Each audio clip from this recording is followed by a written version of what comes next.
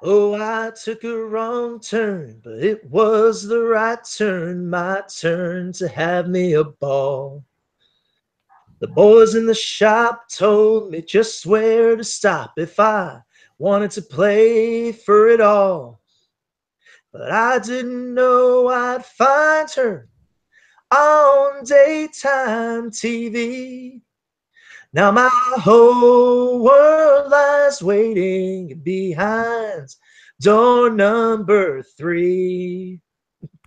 And I could do the whole And song if we wanted to, but I know we want to get to the business here. Yes, and those. ladies and gentlemen, those are the pipes of Brian Zapinski. I'm David Hammond, and this is Game Show Talking Fun. Yeah, singing the words of Jimmy Buffett in his ode to "Let's Make a Deal" door number 3. I figured it was a fitting tribute to start tonight's show there.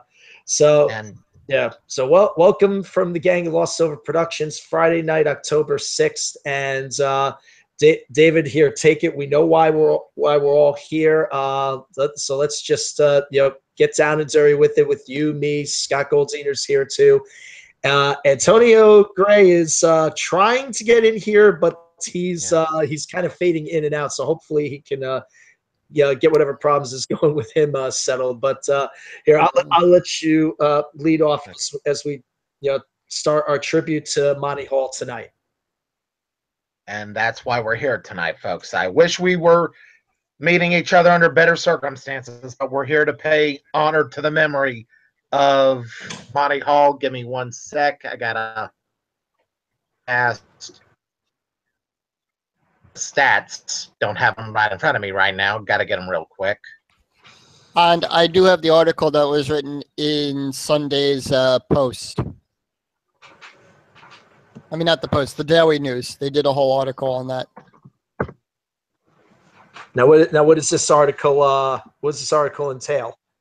Just about his career and everything. Well, I mean, like let's we'll try and think because we've had there's been a lot of things that have been documented with regards to Monty's career and history, both by himself and by other articles over the course of the years. I mean, it needs to be understood first that just in general, and a lot of people may not understand this, that first we know that Monty, as a lot of people know, he was born up in Canada, so he had to have take a lot of side roads or whatever to try to ultimately get work and get into the TV business within within this country. And one of the big stories that a lot of the hardcores remember and stuff like that to this day is how this was documented in a TV Guide article way back in the 80s about how he would try to get his name in with like the big producers in New York and stuff like that with just his, as he calls it, the memo from Monty. It was just a general log of his daily weekly activities or whatever. They just kept sending week after week to the producers just to keep his name in their minds and maybe hopefully that they throw him a bone or whatever the case is. And he also talked about that on his interview over on the archives too. Yeah, the Emmy Archive site. Yeah, and the idea in general that just ultimately though he just out of just fatigue and frustration and stuff like that, he eventually just stopped writing the letter, and almost as soon as he did that, he soon after in New York he ran into a producer that happened to be one of the people that he had sent the memo to, whatever, and the producer even asked him, what happened to the memo? Why'd you stop doing it? He's like, you mean you actually read it? It's like, yeah, I used to love it. Come on, let's go do lunch. And then that's when ultimately everything began for him. So and he was also That's how Monty got his foot into show business. Yeah. Well, he was also a hockey announcer up here for the Rangers for one season. Yes, he was. Really? Oh, yeah, wow. right. Yeah, It says right here in the article, 1955. He did a year-long stint as radio analyst for the New York Rangers. Interesting. I'm trying to. It's not. Go ahead, Dave. I mean, it's not unheard of for game show hosts to be in the sports announcing business. As a matter of fact, before Bill Cohen got into the game show business, he was a sports reporter. That's what he did. No, wow. I remember reading that from Adam Neve's book on Cohen. Yeah, I'm just trying to picture it now that you're saying it. I'm just trying to picture in my head, trying to imagine him calling. Well, you do realize, Monty, being born in Canada, hockey would be part of his lifestyle. Exactly. No, you're exactly right about that. Yeah, I'm just trying to imagine it. It's just seems a little unusual, but yeah, no, I can imagine that easily thing or whatever, especially for, like you said, talking about hockey and things like that. But and considering hockey season is going to be starting, I think in like a month or two. More like a couple of weeks. Month or two. It started Thursday night. I got my months confused. Basketball starts next month.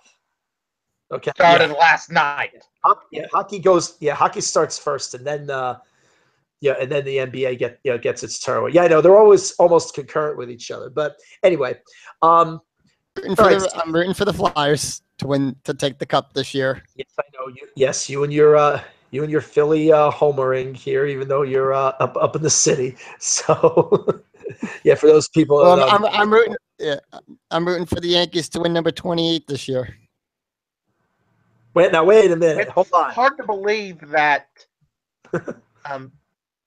Ronnie got his foot in the door. As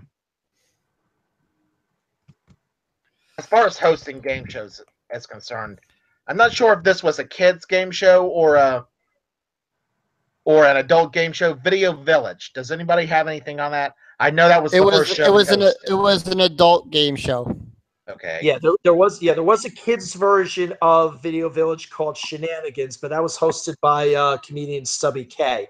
I had initially thought, for a long time that Video Village was a kids show too. But yeah, Monty took that show over after Jack Norris left the show in the early going. So that was another one of his big inroads, and a lot of people also forget that, and obviously this was in the days before Let's Make a Deal, but also another one of Monty's early hosting gigs or whatever was he actually was one of a couple of different hosts that was brought in, if memory serves me, during the quiz show Scandals with 21. When Jack was taking a hiatus from the show, in part, I don't know if it was because he was trying to lay low because of the deal with the scandals and stuff like that. I'm not entirely sure, but I know that Monty was brought in to host for a few weeks, during the late run of the show or whatever, and obviously now he was not abreast of anything that may have been going on behind the scenes. He was just put in front of the camera and said, hey, can you do this for a little while, whatever. So, but yeah, I'm looking that up right now. Yeah, it's okay. That was true though, correct, Dave? It was true. He did. Okay. They did him in there. As a matter of fact, hold on. I think it wasn't just 21 they brought him into. I think NBC. He asked him to host an episode or two of Concentration. Okay. Yeah, I remember in particular. Yeah, right here. In New York, he started his host as Bingo in Your Home was his first game show. Yes, Bingo at Home. Oh, jeez. Okay, I thought it was Video Village. I'm sorry. No, he did do Video Village, but that was out in California. Okay. I think. And then he did Strike It Rich on CBS. Yeah, and then he did Strike It Rich. Oh, he did that one too. Okay. And then 21. Yeah, he was on 21. Okay. All right, good. All right, then my memory was served. I don't think any episodes from his brief stint exists or whatever. No, the only thing that is up on 21 is, I think it's the Van Doren. And the James Snodgrass match. Yeah, no, those are the two I've seen. No, it's the only Snodgrass match up there. It's not the one where it's not the one that was seen in the movie 21 where he No. Yeah, that's the one I'm trying to find. Okay, that's something we're gonna save for another time. Yeah, well, yeah, we're gonna get to that. Yeah, because we originally had a different podcast planned for this month, but we'll get to that in another realm and stuff like that. But anyway, okay, well, that'll be interesting enough segue in its own right. Now, in the middle of all of this, many people don't realize that because Monty got his foot in the door, he helped other people in the game show business get in the door. As a matter of fact, a lot of people say without Monty, we wouldn't be talking about this man today, Bob Stewart. Interesting. Why is that? Okay, here's why. Bob Stewart and Monty Hall were friends in New York. Okay, Bob Stewart was trying to get into the business, and Monty Hall said to Bob Stewart, "I can get you in the door at Goodson Todman Productions." According to what Bob Stewart himself said Monty Hall asked him, "Do you have any ideas?" The rest is history. Interesting enough. Now, Scott, me and you were talking about this because when you look at,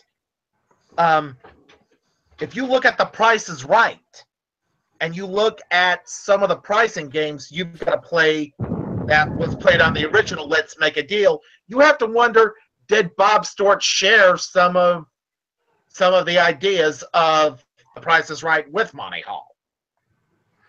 Or spin off the ideas or whatever. Because, there are, of course, a number of games, as you look at Let's Make a Deal over the years, or at least in the vintage days, that share their similarities with, things that were on, that were on each other's shows or whatever. But they don't play exactly the same, but reasonable enough. There's enough similarity there to ask the question, did Monty and Bob share ideas? They probably did.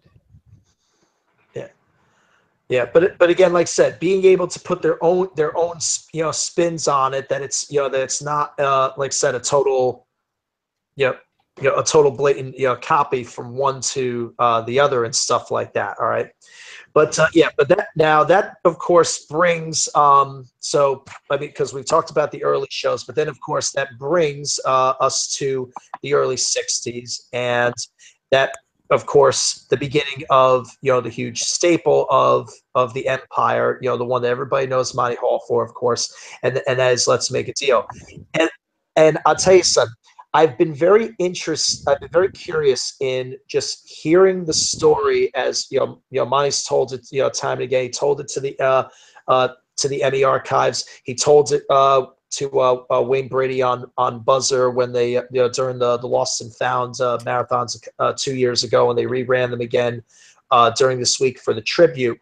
The general idea of Let's Make a Deal coming about, how he explains that it was something that he and Stephen Haydes had initially created the idea, and they did sort of like mock runs or presentations of it for like nightclub parties and little small organizations and different stuff like that, and they were just doing it with envelopes initially. So they have the one envelope, it's got the card in it, says refrigerator, one says rubber chicken for the zonk, and so on like that. And that when they went to go to pitch it to the networks, the idea was that because obviously you only had ABC, CBS, and NBC, and CBS wasn't interested in game shows whatsoever, so you were only down to the other two, ABC and NBC. Right.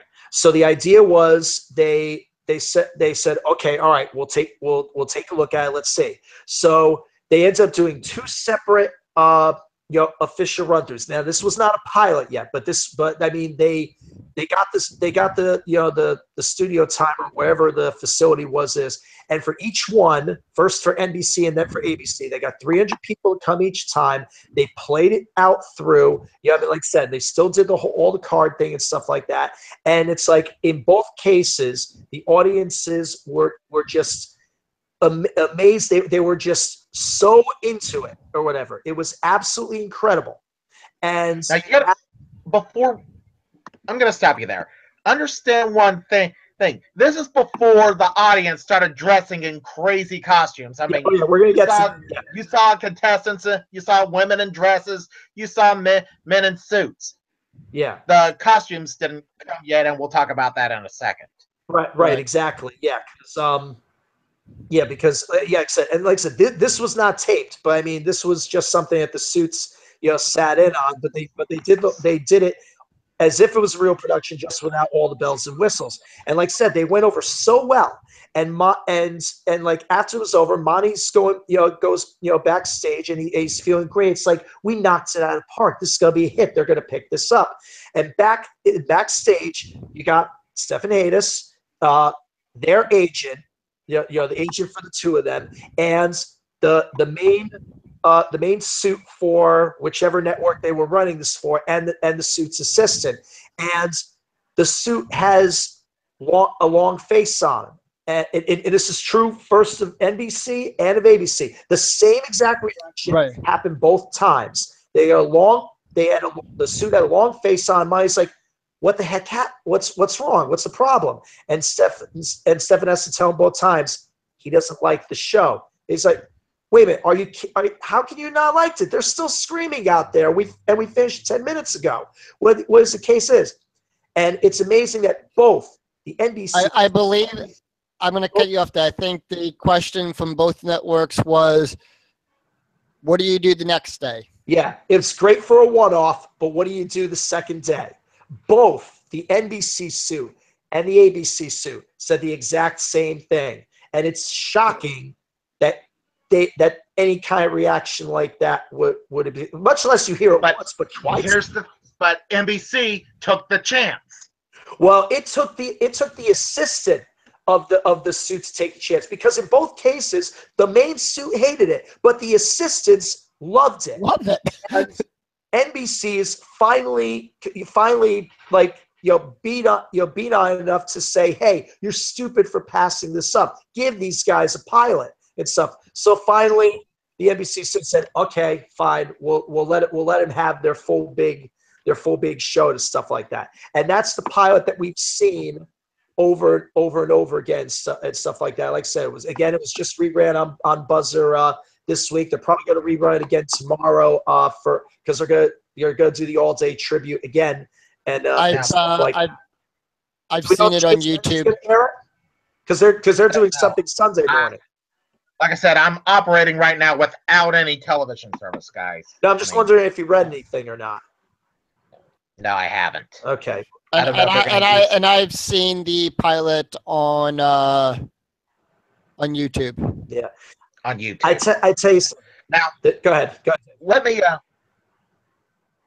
I've been asked once or twice. How did it come from to contestants being in business suits and dresses to being in crazy costumes? Let me tell you how that came about. And this is from Monty himself. Back in those days, Monty himself picked the contestants, and he was just picking contestants out at random. Right. As per the contestant do. Yeah. Well, a contestant had a sign. Pick me for a deal, Monty. Yeah, roses are red, and he picked this. I'm here to make a deal with you. That's how the poem went on the sign. Right. He picked this contestant. Yeah. And the next week, all the people are having signs with them. Okay, so comes in wearing a crazy hat and a sign. The contestant with the crazy hat. So the next week, they had all kinds of crazy hats and signs. The third time, somebody came in dressed as, I think... And it just evolved. Or something. Yeah. Yeah, the whole thing where, yeah, even though it was supposed to be a random thing, Yeah. they're trying to tip the odds in their favor by doing something that's going to grab Monty's attention. And it made And before you knew it, everyone was dressed in costume to play Let's Make a Deal. That's how the costume bit came about. Yeah. And yeah, he's also said before the idea that, like, as the years went on and stuff like that, that they had the executives, like, would be like, looking outside the studios before the shows or whatever, and they'd be going to Monty to say, like, you got 300 people, waiting outside the studio there. They're dressed like like they're here for Halloween. What are you gonna do about it? Nothing. That's nothing. Let them in. Let's have a good time. Exactly, and that's what it became. It's actually interesting that I don't know the source of this. I'd have to find, because I've got it's somewhere on the shelf. Okay, I can see the DVD on my shelf over there, because in the mid '70s, in the closing years of the original Let's Make a Deal, there was actually a documentary that was put together on the history of the show. Wait, I got it right here. Sort of repackaged. Yeah, it was called Deal. All right, and I remember Stephen Haynes, when he was being interviewed, he quoted from an article in one of the major papers. They were saying whoever wrote the article was saying you could actually learn more about America by watching Let's Make a Deal for 1/2 hour than in watching Walter Cronkite's newscast for an entire month. They just saw that this was, just how people were on the show, and just real people just being themselves, having fun, the high spirits and stuff like that. Whatever, that just painted, just in this reporter's mind, just a better picture of Americana than anything you could hear about serious happening in the news and in the world. Now, and plus, I'm sorry to cut you off there. I was going to say something. Here's a vast change to the way the show is conducted today. Looks like Wayne is picking people out at random. Now, admit that's what it looks like. That's not the case. The way contestants are chosen for Let's Make a Deal today is not unlike the way they're chosen for The Price is Right. While those people are waiting to come into the studio, they're all interviewed. Right. They can be tall, young, short, tall, fat, thin. It makes no difference. But the people that Mike Richards chooses, they're not told they're going to be contestants. Going to be chosen until you can't see it, but actually wearing an earpiece, and through that earpiece, Mike Richards is telling them the next contestant is sitting here and is dressed as a blank.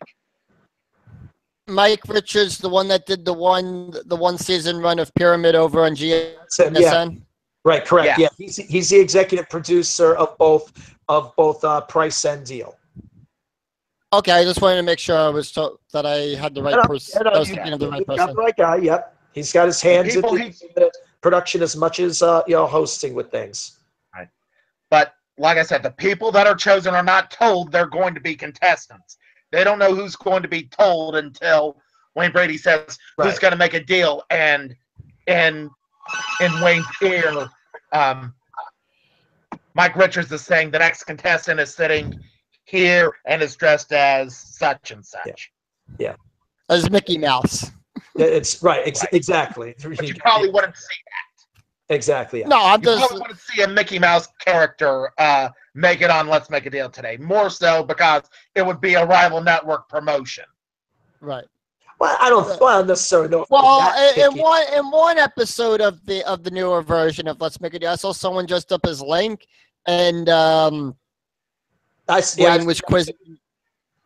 Yeah, I've seen, Yeah. I've seen Links. I've seen Mario's and Luigi's. I've seen. I remember a couple of years ago I saw one dressed as Kitana from Mortal Kombat.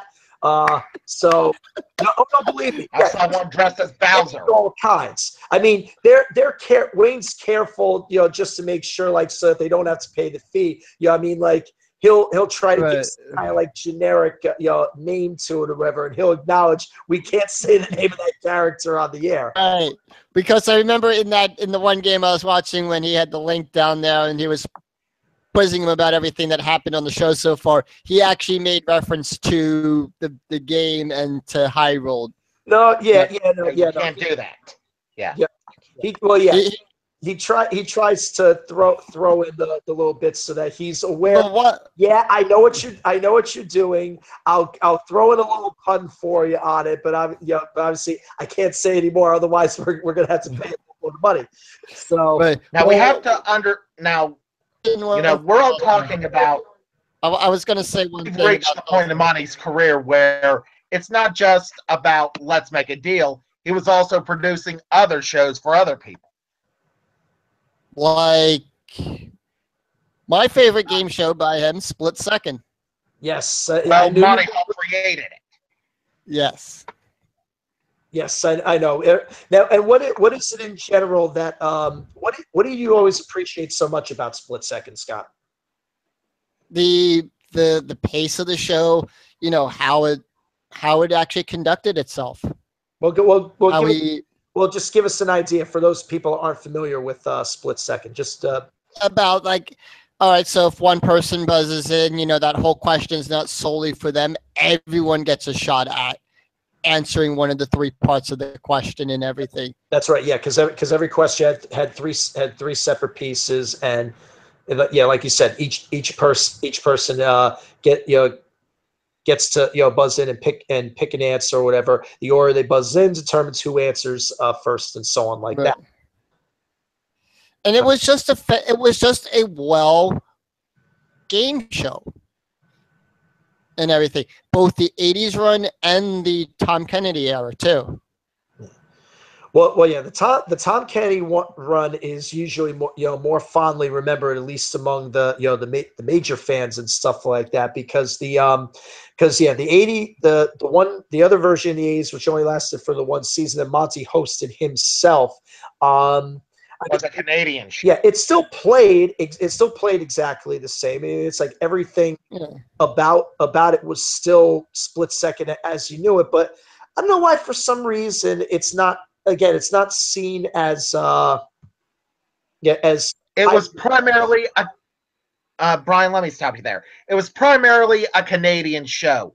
Oh, if US to see it, you had to be right there on the Canadian border. Oh, I see. Okay, but But didn't later on in that run that the U.S. did pick it up? Yes, but by then it was too late. The show was doomed. I mean, I remember when it was on. Even by 1980 standards, the amounts they gave away on Split Second, that would have been a lot of money in Canada. That would not have been a lot of money, which is how you can tell that was a primarily Canadian-only show. Gotcha. Well, when the show did come over here, I'm looking at the wiki page for Split Second. Oh, why I have a question for you, because we have something coming up in the chat room with regards to it. Check, does it indicate as to actually who created Split Second? Give me 1 second. It was Monty Hall and Stefan Hados. Both created. It's their production company, but somebody in the chat room is initially stating that it was actually Stu Billett that created it. No. We're gonna hold on. There's another part to that. Go ahead. Concerned. There's something I'm going to mention about that right here in a second. Yes, Stu what did was I an miss employee of Stephen Hados' Monty Hall Productions. He was not the creator of Second. Yeah. Yeah, it says right here on the wiki page, created by Hall and Hados. Yeah. Okay. All right. Okay. Now I'm just trying to. Here's how Stu Billet gets dragged into Hall Status Productions. Okay. Yes, he was an employee of Stanis Hados and Monty Hall. I can never pronounce that man's name right. Stu Billet pitched an idea to Monty and Stefan. They didn't like it. So Stu Billet went out on his own to do it. He approached Ralph Andrews with this idea. Ralph Edwards, Ralph. And they ran with it. Yeah, because I'm getting the information here. Yeah, that there was apparently another pilot for Split Second that existed that was done in 1990, and that one was done by Edwards and Billet, or at least that's the information I'm getting. Again, we'll get the facts straight up. The reason why I'm mentioning that is because the show that I'm talking about, that Monty passed on, has been on the air in one way or another since 1981. The People's Court. Really? Wow. Really? That's why cool. Stu Billet left Stephen Hayes. Almost a Halos Hall production. That's cool. That's why he left. Oh wait! Oh yes, that's right. That's right. Yes. No. Now I'm thinking about the like I said. I mean, I'm obviously I wasn't. People's Court. Obviously, when we were kids growing up, that wasn't for us appointment television because, like I said, what do we have to care about watching adults fight in slow, silent, boring court or whatever the case is. That, or at least that's how you look at it when you're 8 or 10 years old. For usually. Okay, because obviously there's 5 minutes to Wapner. 5 minutes to Wapner. That's right. It said at the end, the People's Court is a Ralph Edwards stupid production. Oh, you know what? Yeah, I didn't even. And I think today they still carry the Ralph Edwards. Charles. Hey, what's up? I believe so. I believe they carry the Yes, they are still credited, even though Ralph Edwards has long since passed on. He is still given credit. Yeah, kind of like in the same vein as how when Chuck Barris revived Treasure Hunt, he still kept original creator Jan Murray's name in the credits. Back then, he did that same thing. But a lot of people don't make that connection between the People's Court and Monty Hall until you point out Monty Hall passed on the idea. Wow, that's pretty surprising. There, I'll give you that. That's definitely some good trivia there. So here's another one of Monty Hall's lesser known game shows. 3 for the Money. Yeah, that was his. And another one, Bingo at Home in Canada. Yeah, we got to that one, Chuck. Yeah, we got that one. We got that one in the position. That was one of the first ones. That he did and stuff like that. Real quick here, Scott, while you got the page open, because that's definitely one that because like I said, a lot of game show fans they know Let's Make a Deal, a good decent would know hopefully no Split Second, but 3 for the Money. Yeah, that one definitely a lot of people know. Real quick, the description as it's given to you there. How did that work? 2 teams of 2 studio contestants and 1 celebrity captain competed all week in a question and answer game. The team trailing in scores started off the game, or the team that won a coin toss in the first game of the week. Oh. Then they chose from 1 of 3 categories, which presented 3 general knowledge questions in the form of 3 clues displayed on an electronic board. Each contestant from the offense played 1 category, and the captain picked 1, 2, or all 3 contestants from the other team to play against. Yet, so crazy. So crazy. Yeah, well, for me, it seems a bit complicated. How long did it last for? 25 episodes. What's it say on the run table? Because I imagine this one didn't last. September 29th to November 28th, 1975. Ouch. Oh, so wait, that one came later? I thought that was an early Yeah. show. Are there any episodes of that on YouTube at all? Not I sure. think one's floated. I'll take a look right now. I'd be very I curious. think only the pilots exist. No, there was one. There was one that I saw on YouTube a long time ago with. Yeah, it's interesting. Yeah. They only it only ran for 9 weeks. Yeah. Ouch. Yeah. Hey, a much shorter run than my other most hated game show. Which one is that? Geo. I didn't mind. Here we I go. didn't mind again. That was a pretty. Yeah. The It show had a that nifty concept, in my opinion.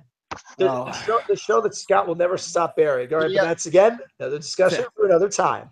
But All right. So the only episode that's Save it for the night we talk about Bob Stewart.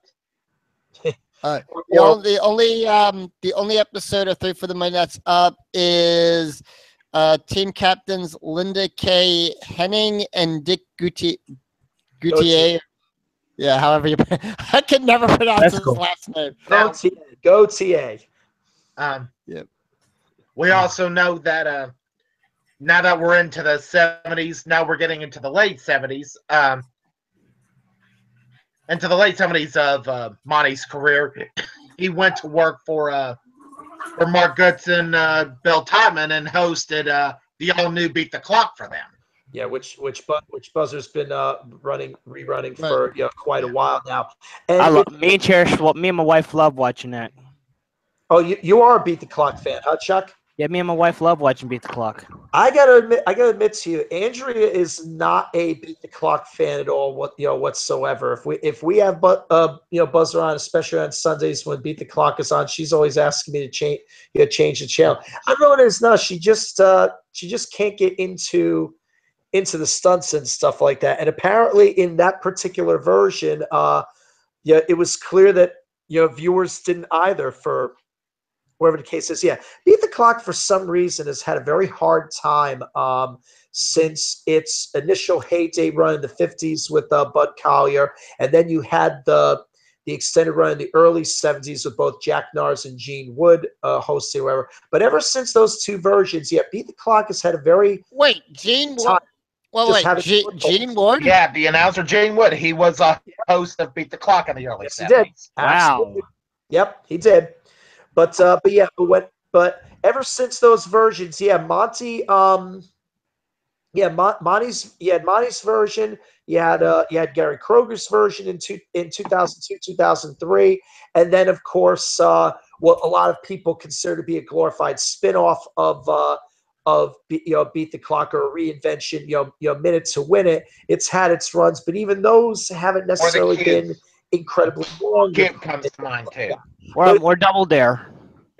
Well, Double Dare differs from the formula in the fact that it has the trivia question. It's not solely based around the stunts. Obviously, the stunts are a big part of Double Dare, but it's not exclusively about them. So while it's a tangent of the Beat the Clock formula, but it's not necessarily, so consider it a distant cousin if you want. Put it that way. So, but not necessarily blood related. If you kind of like Nick Arcade was the cousin twice removed from Starcade. Maybe, okay. We could sort of say that. That might be a little of a stretch. All right. Another subject for another night. But coming back on topic. But the thing, though, but just for some reason, though, and Monty even said in interviews, like after the fact of after Beat the Clock was canceled, because it only had a very short run. It was only on for about like 5 or 6 months on CBS.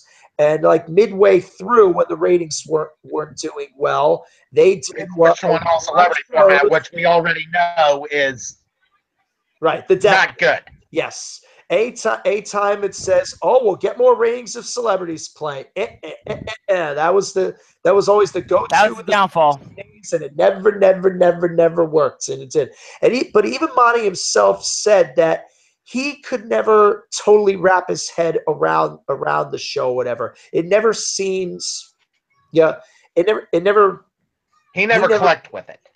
Yeah, he never clicked, with the show and stuff like that. I mean, it's like he played along with it well, but admitted by his own admission, it just wasn't his bag.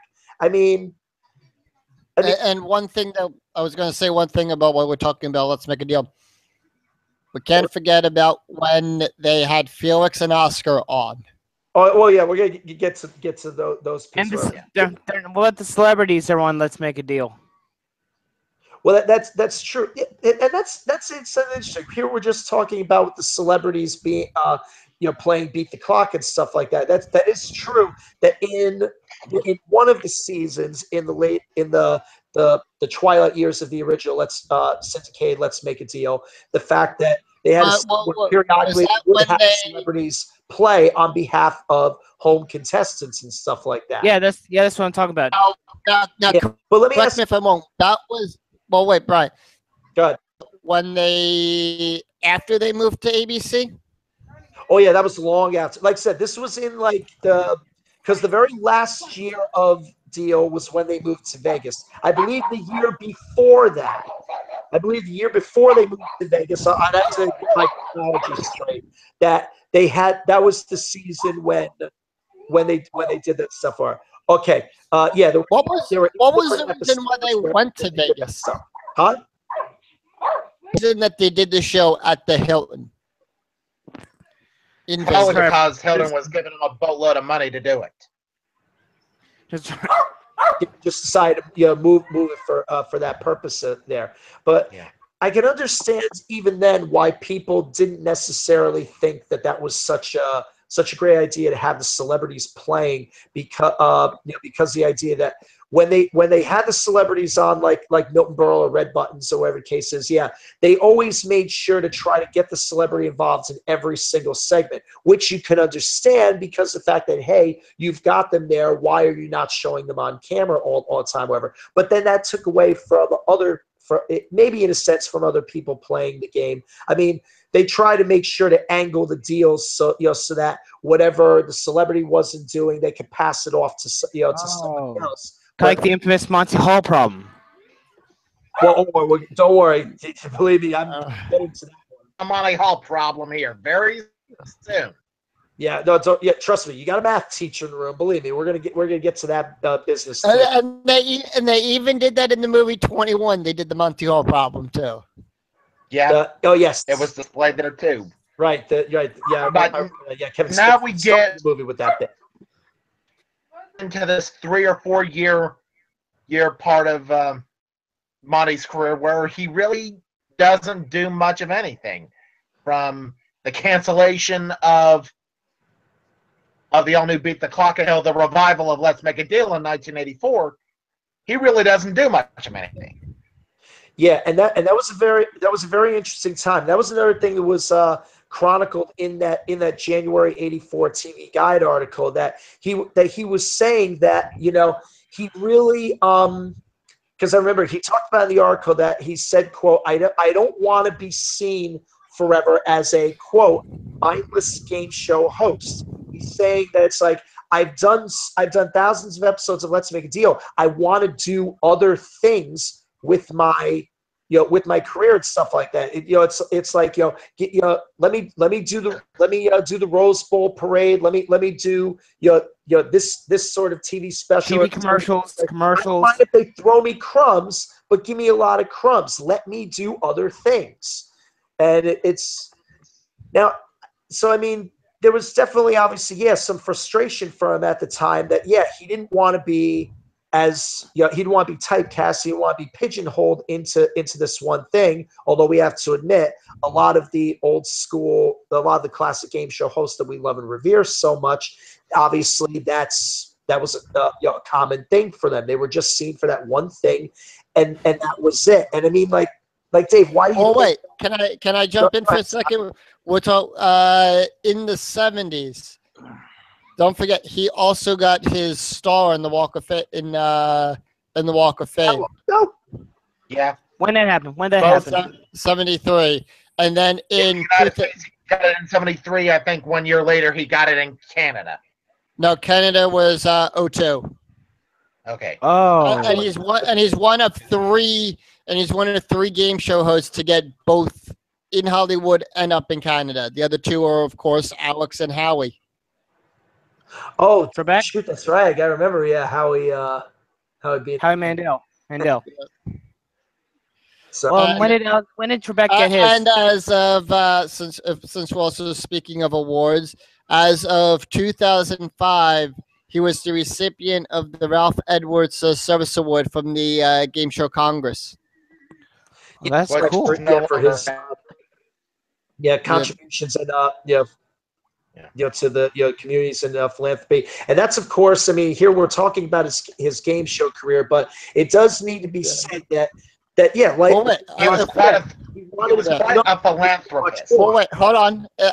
Since I wanted to add something else, since we were talking about the awards here, and then October 13th, 2007, Hall was one of the first inductees into the American TV Game Show Hall of Fame in Las Vegas, Nevada. interesting. And he also and then he finally got his Emmy in 2013. He got the Lifetime. Yeah, for the Lifetime Achievement Award. Yeah, that's what we're saying. He got the Daytime Lifetime Achievement Emmy. But like as we were just saying, Dave, like I said, outside my career with the game shows, all the charity work and the philanthropy that he did over the course of the years. I mean, it's like He was very generous with his money. Yep. Yeah, I mean, I don't know what the statistics are, Dave, but would it be reasonable enough to say that he may probably be like the number two? Well, I have the statistics right here. Collected for charity telethons and organizations behind Jerry Lewis, maybe. Right, I have it right here. Oh, yeah. I have a figure. He raised close to $1 billion for a charity in his lifetime. For various things, or I'd say that's obviously, folks, over the course of his entire career, not one single night. That would be a hell of a telethon if some charity was able to raise $1 billion in a single night, right? Yep. Now you hear about that forever. Now that brings us to. Well, also Now, one other thing I'm sorry, go ahead. and some other things here. Besides doing the game shows as well, he also had a part in an episode. He was guest appearance in an episode of That 70s Show. I didn't know that. He had several cameos on different shows and things like that. And he also had a cameo appearance on a show on the Disney Channel, Jake Long, American Dragon. What was he doing on that show? Well, I'm gonna read it. He played a host of a beauty pageant who schemed to become the most powerful game show host in the world. What?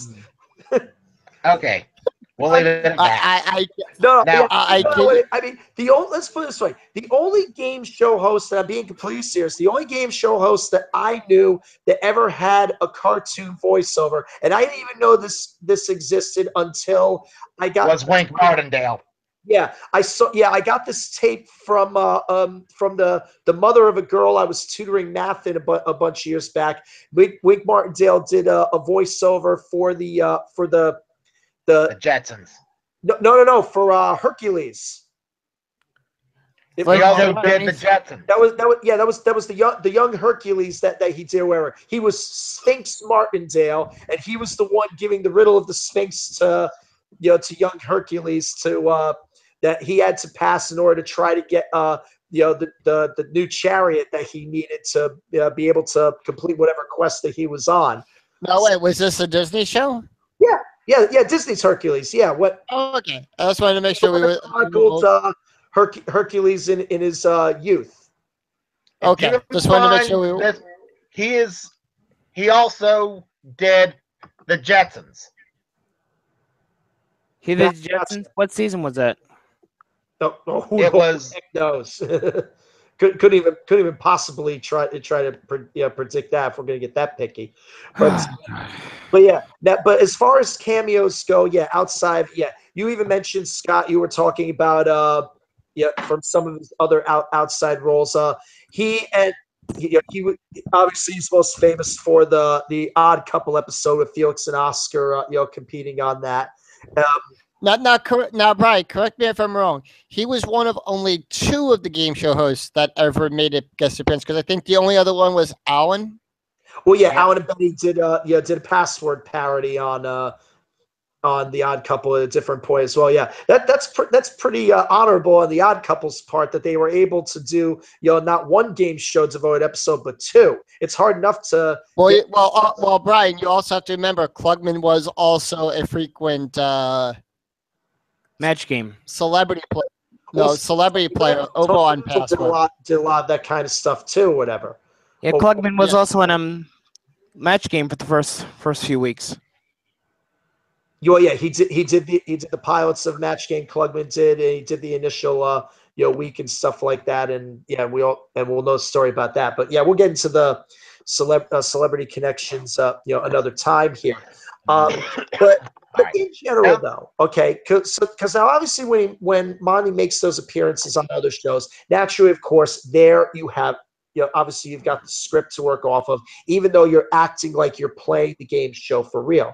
But one of the things that made Let's Make a Deal such a success, and especially and this is something that Monty picked up on very well, is the idea that Let's Make a Deal really, it had no script.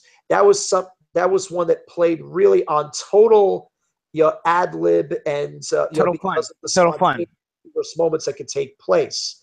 And I mean, and I remember he said in interviews before that, like, over the years when he had different people that came in to guest hosts for him, like Dennis James and Jeff Edwards and stuff like that, the fact they would come back to him after their guest stints were over, it's like, how do you do this every single day? I couldn't possibly be able to manage. That's one thing That's one thing I want to point out. Edwards got his start in the game show business because he had to fill in for a week for Monty Hall because Monty Hall was sick. That's how Jeff Edwards got his start in the business. Did he do that in the original run?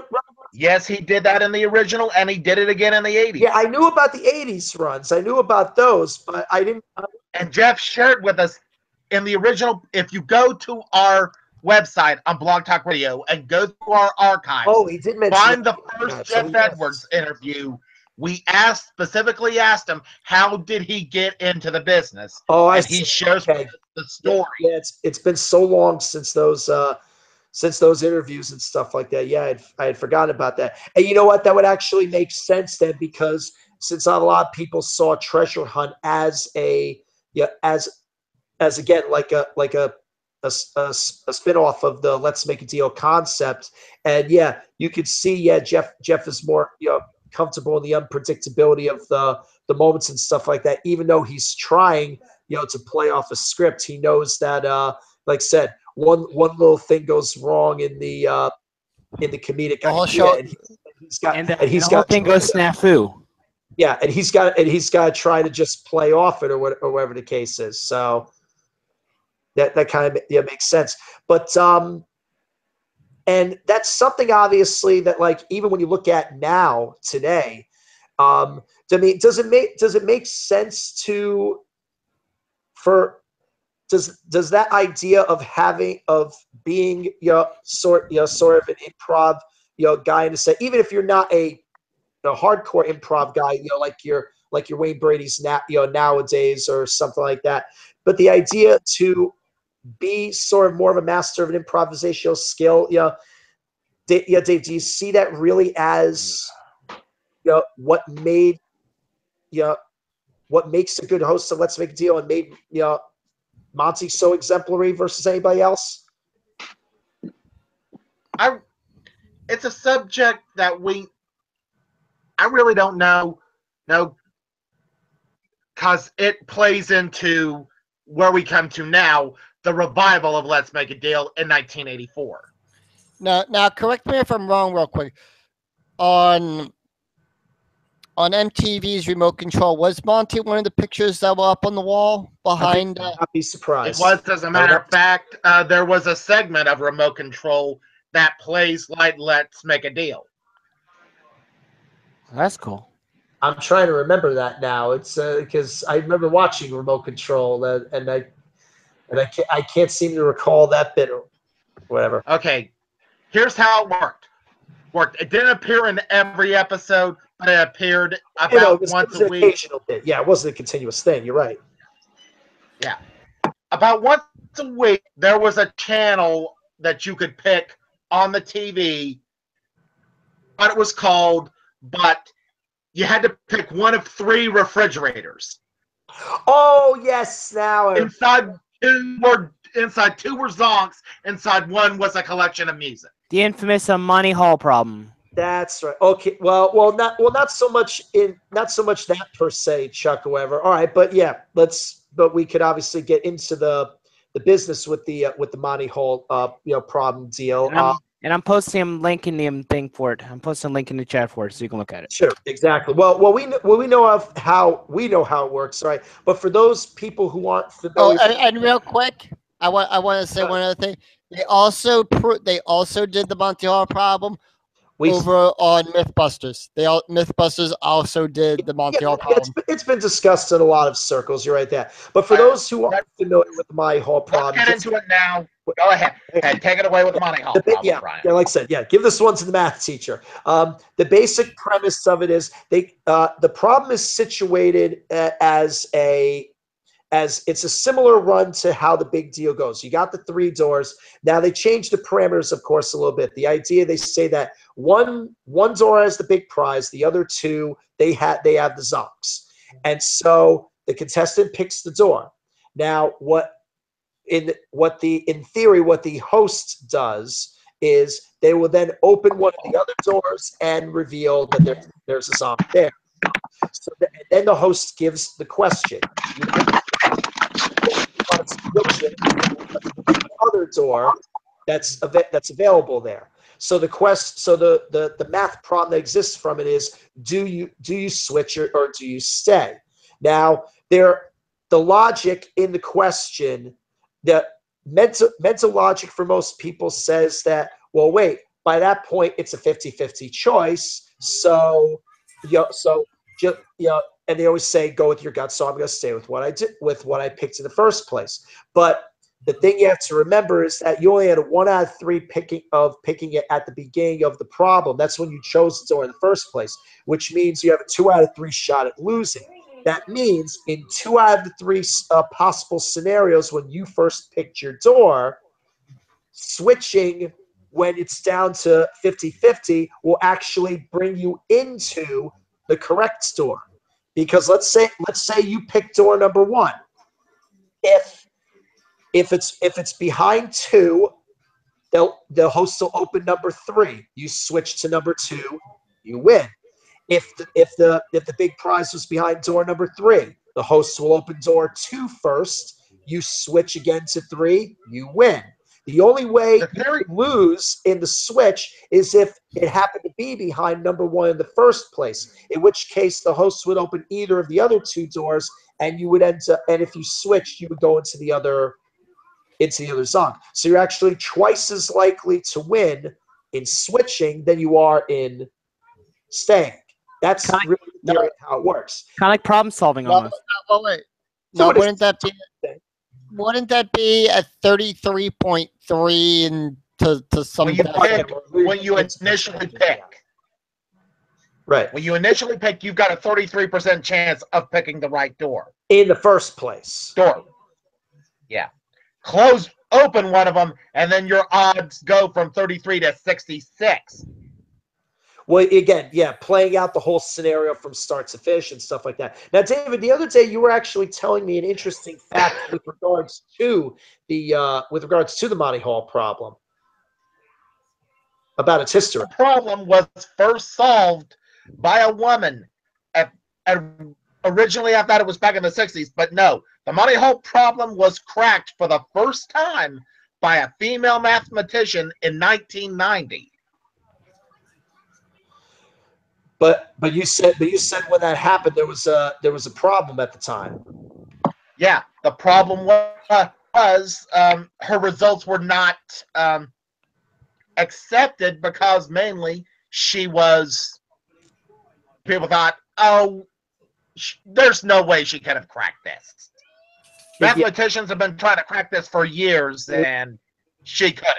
It was kind of a sexist principle, or whatever the case is, or in theory it was. Yeah. But what's interesting about the whole thing is that Monty has said in tons of interviews, ever since, it's like, we never really played any game in Let's Make a Deal that really in that way did that kind of thing. Well, I don't know if that's totally true though, because once in a while there would be a game that they would play on Let's Make a Deal where you remember how they'd have the game with the wallets, and the contestant would choose one of the wallets, and if they had the one that had the $1 bill, they would win the big prize, or whatever the case is. And along the way, there would usually be 4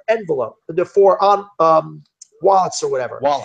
Monty would periodically open. Okay, you didn't choose this one. This had $500 in it, so that one's out. And you didn't choose this one. This one had $1,500 in it, so that's out. He didn't do it very often, but once in a while, he would offer the switch. Once in a great while, he would pull it. So it wasn't a regular thing that they did. Let's Make a Deal, but once in a. But he was known to do it. Yeah, never did it in the big deal setup that. Yeah. He would do it with that game, and he would do it with the game where you had the trip in the lockbox and you had to pick the key. Right. So a great while he'd do it with that one too. So, but again, it was never done in the big deal setup that the Monty Hall problem is presented in. Yeah, but that gives you an example where do the switch, and you're more likely to lead yourself into the win. I found the link to the episode, and they did a whole episode on game show stuff. So I'm going to post that in the. Oh, well, you're talking about MythBusters? Yep, I'm going to post it right now in the. Yeah. What I'm posting now, ladies and. Yeah, it's absolutely cool that they've got that. His name will be ever linked to this, and again, it's because of the success of Let's Make a Deal that was the case, and things like that. But I'll tell you one thing with regards to Let's Make a Deal legacy that will definitely not be in a lot of people's memories or whatever, and that's the ill-fated version of Let's Make a Deal that only lasted 3 shows in the early 2000s. Let's hold off on that. Let's go back to the 1980s version. Okay. Well, one thing I loved. We save some time for some. I wanted to say something about the 80s version. The one thing I loved about the 80s version. Door number 4. 4, yeah, of course. That was always appointment viewing for for a lot of people. Seeing the wheels and stuff like that. Although I liked the money wheel that they did briefly when they that was the second incarnation of door number 4, because the original. I'll look that up. Had a hidden. I'll look that up. Where you take a trip as a safe thing. But I liked the one that was all money, and you spin it. You can keep that money, or if you spin again, you either got to get a higher amount or hit the double deal. Otherwise, you'll lose everything, stuff like that. But then again, I'm just partial to cash, so that's just my things. We get to the revival of Let's Make a Deal in the 1980s, from 1984 to 1986. Mm-hmm. One thing we forgot to mention about. I'm sorry to cut you off, Dave. One thing we forgot to mention about, even with the classic version, once in a while, the super deal. That was in the final season of the syndicated version. And they brought it back for a few weeks in the current version. Yeah. Yep, as the mega deal. And periodically, Wayne's version brings that back in its own form. Well, so I hope they don't. I don't know if they're gonna bring back door number 4 this season or not. Okay. No, anyway, Well, you got to remember Chuck. Rather, remember they've got "Go for a Spin" now on Wayne's version, which pretty much is akin to Door so it's there again in its own. Yeah. All right, Right. as you were saying, Dave. Yeah. All right. We get to the point of Monty's career where he revives Let's Make a Deal for 1 year, and he's ready to slip into retirement. And he's like, "Hey, I just want to produce now. I've done this, since the '60s. Let's see if somebody else can." The story of this is also shared in our original podcast. If you go to Blog Talk Radio, find our interview with Dean Goss, and he'll tell you exactly how that went down. Blog Talk Radio, And right? how Dean Correct. Goss Cool. came this close to becoming the host of Let's Make a Deal. Now, this was which version? This was the 1980s version. Okay, this was now Dean Goss was almost made the host outright, or just strictly when he came in the second season as announcer. Monty was going to retire after that first season. Oh, I see. Okay. And who Monty was the announcer during the retire after second? that first season, and he auditioned Dean on screen. He had Dean host 2 deals that were actually videotaped and broadcast as part of the show. Are they on YouTube? I remember those now. Yes, those deals are on YouTube. Moment, but Yes. Nice. It's because of those that Monty had chosen Dean Goss. Dean came this close. Now, there's another part of that story. Heartbreaking. and like I said, we'll refer you to the old Blog Talk radio site, folks, and you can hear all about that. It was one. Hear Dean Goss himself tell the story. Yeah. When we heard it, we could do it. I'll say it. When we heard it, we were awestruck.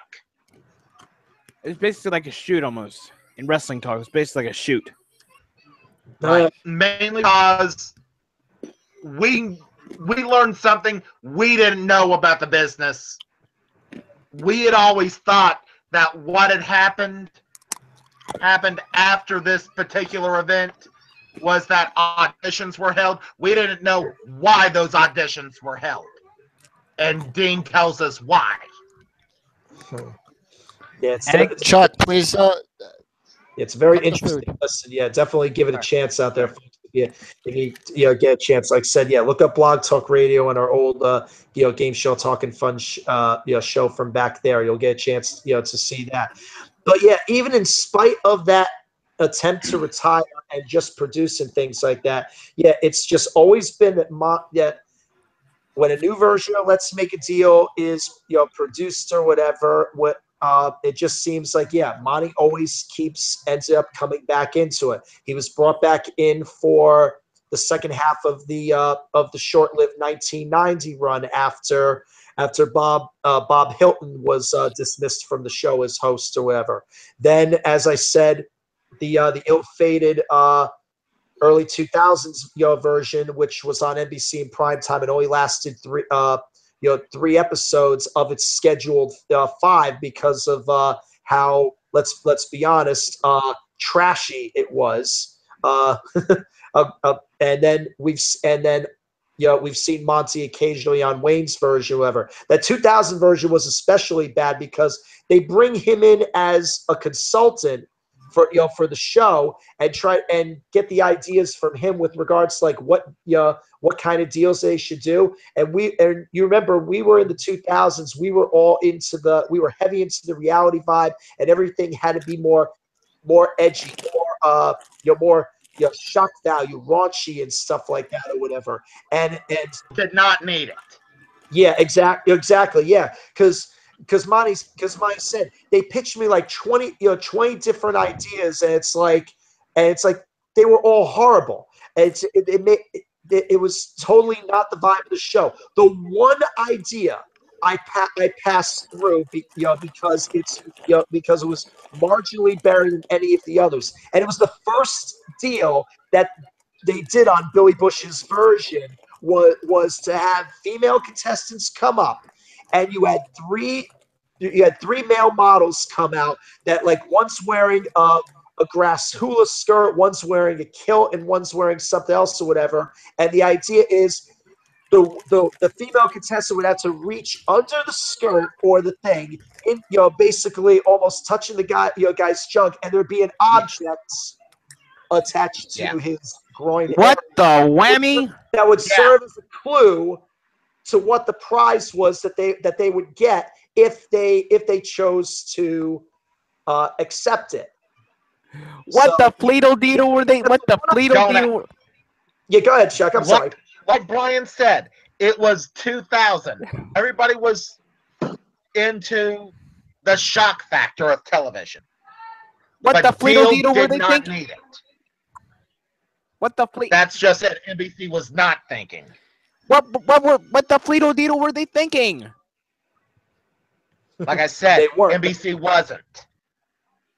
They must have smoked some serious doo-doo. When nobody was. So, yeah. That show took a big doo-doo. Well, yeah, like I said, it was supposed to be for 5 episodes. It got canceled after 3. It was pretty bad. They need to do like a game show garbage on that version. Oh, trust me, I'm sure it was, Chuck, whoever. But I tell you one thing that did come out of that, and that's what this one I want to segue into for the final part of the show. There was one moment in that ill-fated Billy Bush version that did kind of stand out, because in each of the episodes they did bring Monty in to do one deal with a contestant of some kind. In one of the episodes, they brought back, I don't know how they found this woman, but they found the deal that she did back in the 60s. Right. She was on the original, the syndicated version, whatever the case is.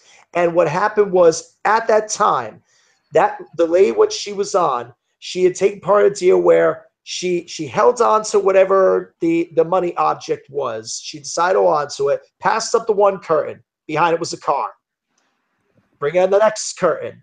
She decides to hang on to what she's got. Open it. Second car. One more curtain. You want to switch now?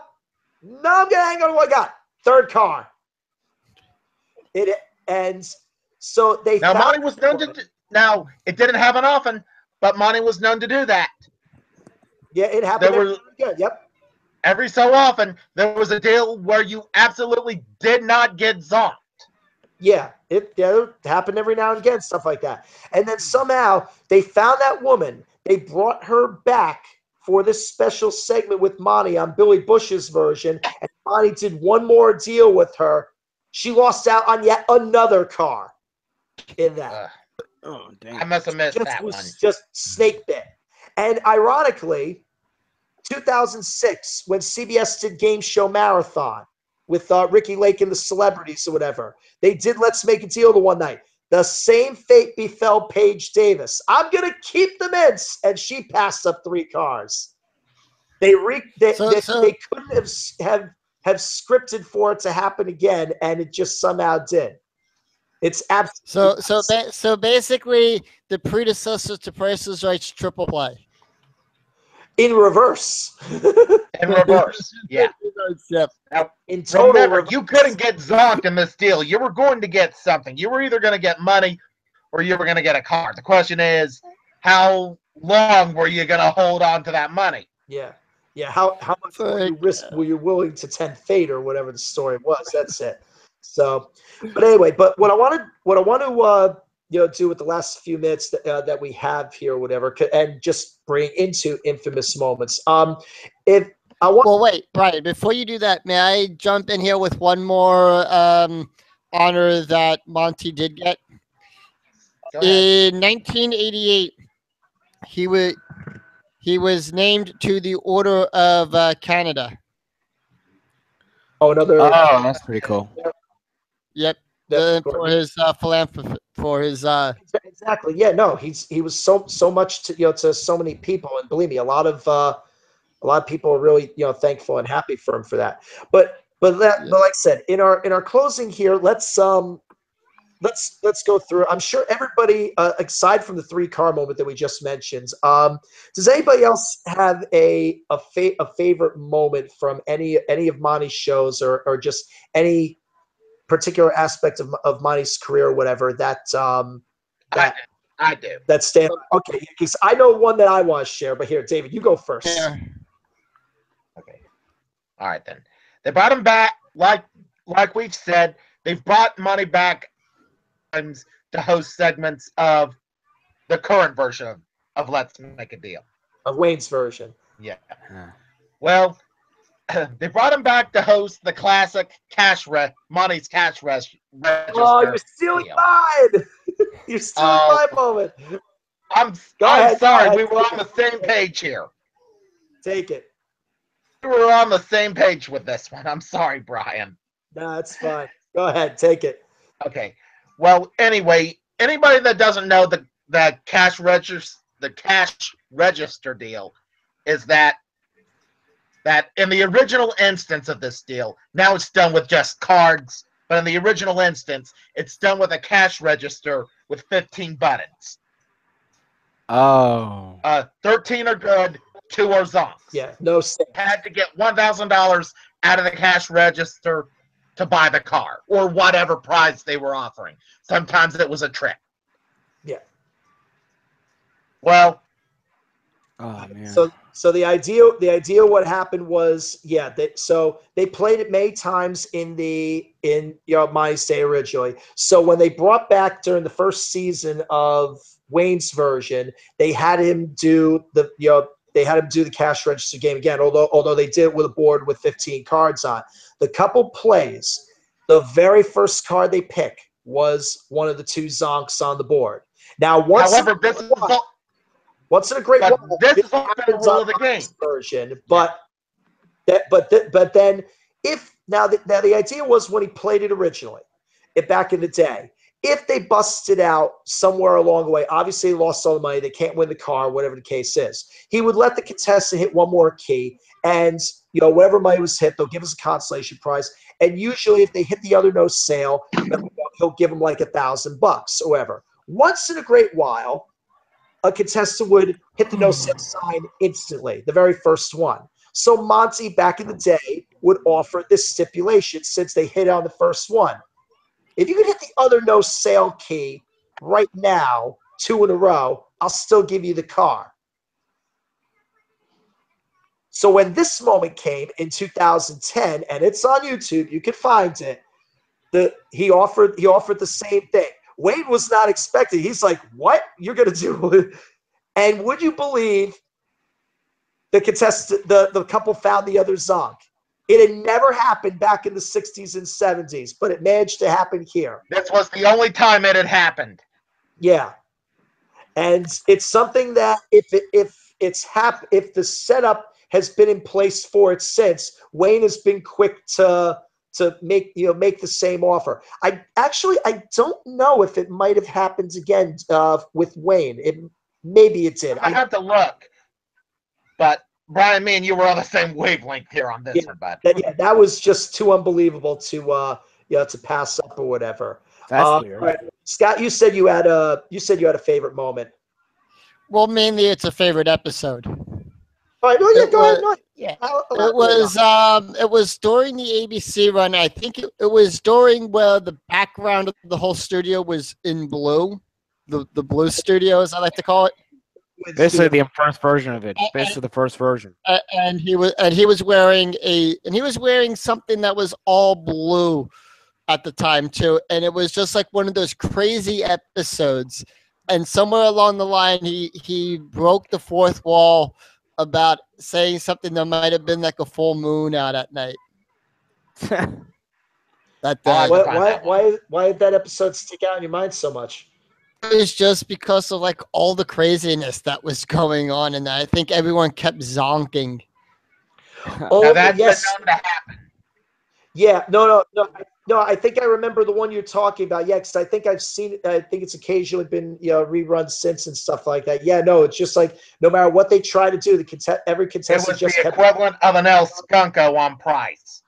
Exactly. Now, Kind now of skunking one, on Price one is other Right. Yeah, one other thing I want to bring up here is something that I heard about from somebody from Let's Make a Deal, where the Who, Tiffany Coyne? contestants that got no, where the this was back in the 70s, I think, like the earlier run, where they got zonked, but the zonk was like a cow or something, and the couple that got zonked were farmers, and they wanted the cow.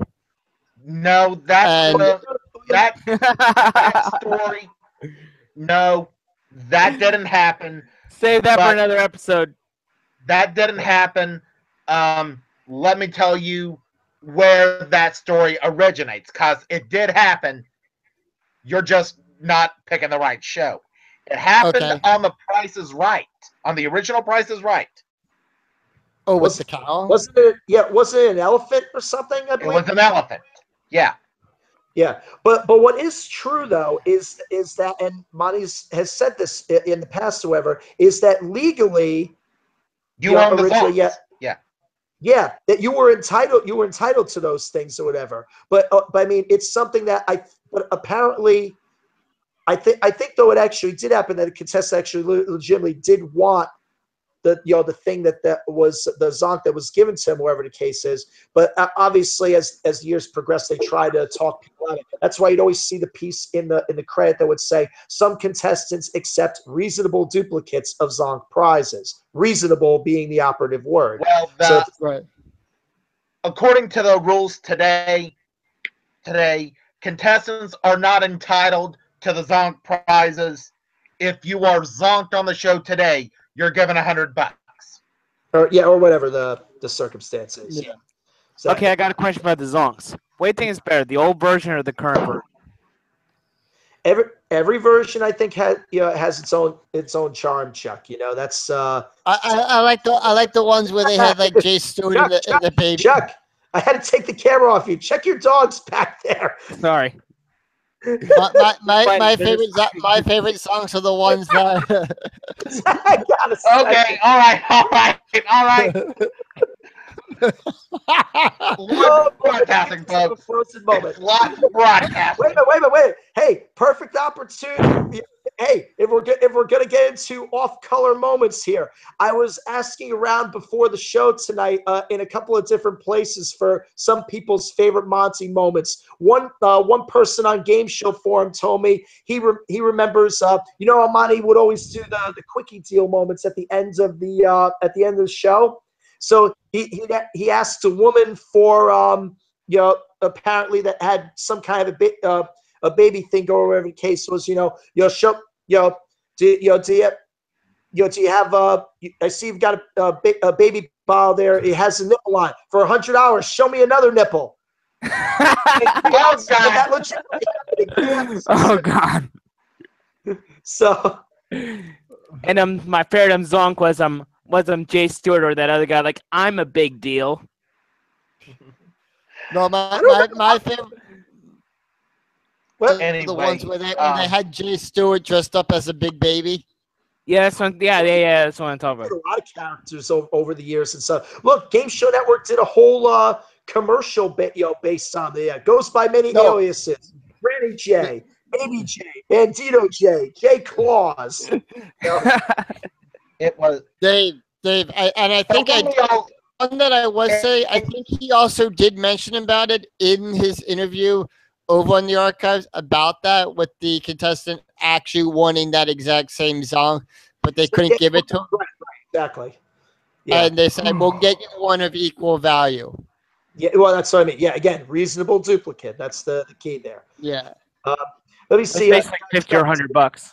Yeah, Chuck, do you have a moment from back in the day with Maya that stood out in your mind? Well, the zonks. That's when it stood out to me. The zonks. What were some of your favorites or whatever? The compact car zonk. Oh, okay. The compacted car. All right. Or the car cut in half. Or having two front ends of the car put together, and different things like that. Or Chuck, how about the 1,000 pounds of watermelon? Oh, let's not bring watermelon into it. Yeah, cabbage or whatever the circumstances are like that. Or the one with the live chickens. Oh yeah, a lot of live animals being on the shows and stuff like that. Yeah, two infamous moments involving animals on the old Let's Make a Deal.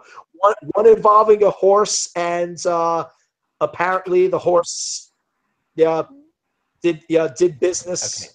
Okay. Yeah, did his business. Yeah, you know the song. Now, it's funny that you mentioned that. I know I should have mentioned it.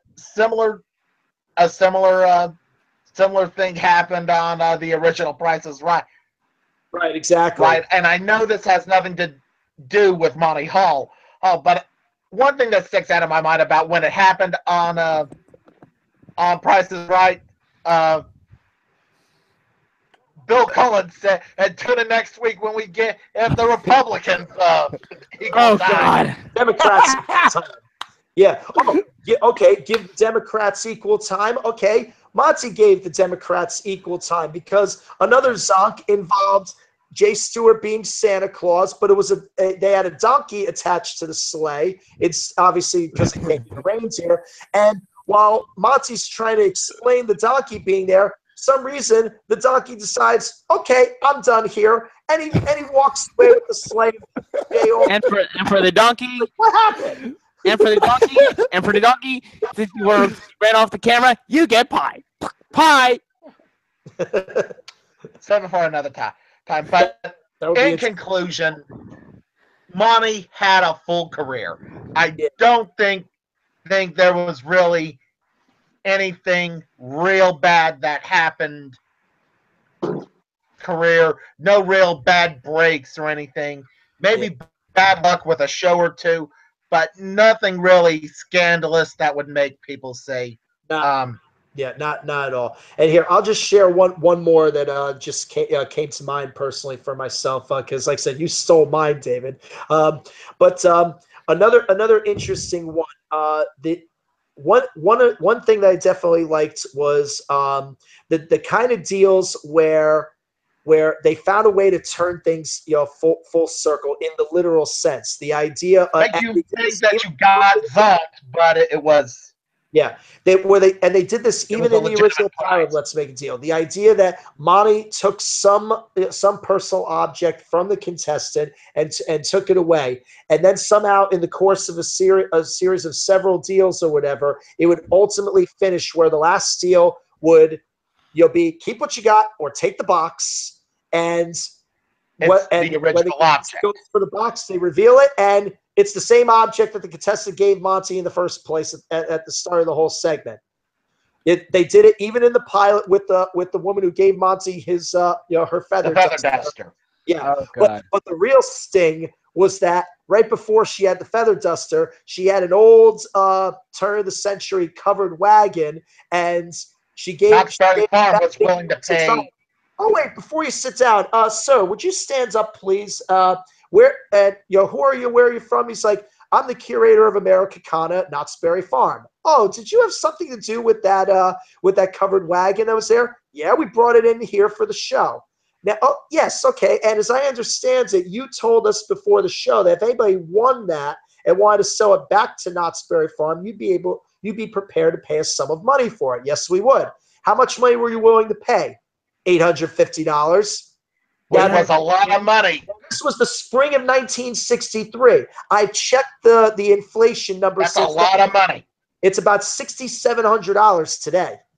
That's a lot of money. Yeah. So yeah, that was a definite thud to see that kind of thing. Yeah, but it's definitely interesting. Well, like I said, yeah, we could go on and on forever and ever with a lot of these moments. And please, folks, by all means, you got a favorite moment of Monty's career or story that you know from Monty's history ever, share it down in the comments below. Let us know about it. We want to hear what you guys think. And I'll tell you something real quick before we go. Something we're still trying to work this out because obviously a lot of people have been encouraged and inspired to in the idea of Monty's philanthropic giving, his telethons and stuff like that. A lot of people have been encouraged. Even Buzzer has encouraged people to give to UNICEF at the request of the Hall family to continue his legacy. We're going to try to see if we could set up something like that in the near future, either here on one of the podcasts or in our future runs of Game Show Mega Mix at the convention, stuff like that. We're still trying to iron out some kinks, but if we can do it, folks, we want to be able to continue do that. Monty's Legacy Prod and things like that. So stay tuned here to the YouTube channel. Stay tuned on our Facebook and our Twitter and stuff like that. And if we do get it off the ground, we will be you'll find out about it there first. And we'll strongly encourage you. Hey, give in. Let's make a big donation to UNICEF in Monty's name, so to speak, or whatever, and and really do something good for for a lot of kids. So and I'm sure we could all agree that would be a great thing if we can manage to do that. So, but that's gonna do it for now for us here at Game Show Talking Fun. Our next episode of Game Show Talking Fun is going to be now 6 weeks away since we switched this in convention attention. So convention attention is going to be in 2 weeks on the 20th, then another one 2 weeks after that, and then we'll be back for Game Show Talking Fun in six weeks from tonight. I don't know the exact date. Let me get it real quick because I know we're over time here. That'll be 1, 2, 3, 4. That'll be the 17th, November 17th, where we're going to be celebrating the 10th anniversary of Game Show Talking Fun. I know David is very over the wall excited on that. He's preparing a lot of interesting things. I hope you are. I'll bring the streamers. I'll get into it next. Okay, I'll bring the Commodore 64. Oh dear God. I'll get into this now. Well, we'll bring a lot of stuff there. Brian, I told you this 10 years ago. I didn't expect this. I expected this to last a 6-week experiment and then it to be over. I didn't think we'd be doing this 10 years later. Well, we'll retrospect on the whole thing, next time, whatever. But for now, we got to get out of here. We're way over time. On behalf of all the guys here, whatever, Lost Silver Productions, check us out on Facebook, Twitter, like us on YouTube, all that business. We'll see you soon, guys. Take care.